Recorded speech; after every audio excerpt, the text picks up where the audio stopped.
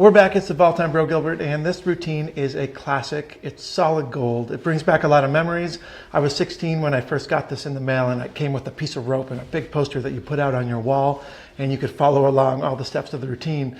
I recently saw somebody use this with a story in a Zoom show, and it was very visual and very cool. And I thought this is a perfect time to kind of bring this back into the spotlight. If you're new to magic and you don't know who Daryl is, please do yourself a favor, study everything he's put out. His card work, his rope work, his coin work, everything is top notch. He's a great performer. And this is a masterclass on rope magic, and it's something different, visual, effective, wonderful. This is Daryl's rope routine. Ladies and gentlemen, the rope of mystery. Watch closely, nothing in the hands, just one piece of rope, an ordinary piece of rope, the kind you can buy in any magic shop. It's a good, strong, solid piece of rope. Watch the ends very, very closely. All I do is pass one over the other. They're not really tied together in a knot. They're just sort of draped around each other like this. And if I blow on the ends, that makes them very soft. That makes them very, very easy to remove. You're not laughing now. So now I have a piece of rope that has no ends, just middle. But it's good, strong, solid middle. There are no ends at all. Well, there are ends, but they're over here. All I have to do is take the ends, give a little squeeze like this, turn the inside to the outside, and of course vice versa, and that puts everything back the way it was at the very beginning. Ladies and gentlemen, the rope of mystery. Whoops, no, that's an entirely different act. This time I'll take the ends, I'll tie them together with a double knot. That's one, and that is two.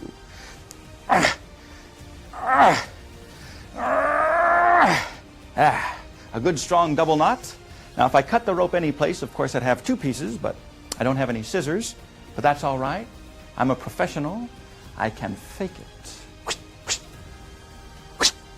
Oh. Now normally what I do is I cut the rope exactly opposite from the tied ends. That way both lengths would be identical. But as you can see today, I'm a little bit off. That's all right. All I've got to do is take rope number one like this, put rope number two over here, say the magic words, cuancuardos, cuadaladas, por llenos salasitas, imagracion, and the ropes restore, ladies and gentlemen, back to the original condition. And there you have it, the rope of mystery. Rope of mystery. Now here's a little something that you can all go home and try. Just get a piece of rope, fold it in half. If you do that, you'll find you've got the two ends together on one side, and opposite the ends will be the middle. But that's not the mystery. Watch closely. End number one, I give a little squeeze like this. It passes through the hollow core, and it lands on the other side. Now, for lack of technical variation, I'll repeat the illusion. End number two, a little squeeze. It passes through the hollow core, lands on the other side. So now I've got the ends where the middle used to be. The middle is where the ends used to be, which in itself is quite a feat. Although I seem to be the only one who thinks so. Ladies and gentlemen, the rope of mystery. Now sometimes when I do this, after the thunderous applause finally subsides, there's always someone that says, oh, I know how that's done. That's a piece of that phony, fake, trick magician's rope. Actually, that's not true. This is not phony, fake, trick magician's rope. I've got that stuff over here. This is ordinary rope. In fact, how about you, sir? Would you mind? Examine the rope, please. Make sure it's ordinary rope. It doesn't stretch. It doesn't shrink. In fact, you might have noticed the ends, the very tips, they have been dipped in glue, and the glue has dried hard. The reason I do that is for the exact same reason that we all have feet. I'll just leave it at that. No, it's true. Our feet prevent our legs from fraying at the ends. That's right. That's right. Now, here's a length. I can't let you see the whole thing right now, but I'll tell you what. For you, I'll give you just a little piece. If you'll check that puppy out for me, please. Perfect. That leaves me with this piece, and what I'll do is I'll tie a knot in the middle like this. And if I take that knot and squeeze it with my fist, I can create the illusion that the knot disappears. Actually, the knot is still there. It's just that I'm making it very, very small, and I'm hiding it on the inside. Now, you can't see it, but you can feel it. In fact, it's right there. You can feel the little bump. But rather than take the time to let everybody feel the bump, what I'll do instead is take the rope like this, give a little shake, ha-choo, and that reforms the knot from the inside out. How about you? Would you mind examining this rope, please? Make sure it's okay. Now, who has the big one? That would be you, sir. Let me have the rope back. And in your own words, is this an ordinary piece of rope? Ah, excellent phrasing. That's right, it's an ordinary piece of rope, and who's got the little piece? That would be you. Ah, very good, thank you. Please notice, by the way, ladies and gentlemen, that these ropes are different lengths. Now, normally I don't have to mention that, but every once in a while, I perform this mystery for a crowd that has been drinking, and sometimes the audience doesn't notice. Now, it's very important you notice the fact that the ropes are different lengths now. Otherwise, what I'm about to do would be even more pointless. Watch closely. 2 different lengths. In fact, all 3 are different lengths. May I? 3 different sized pieces of rope.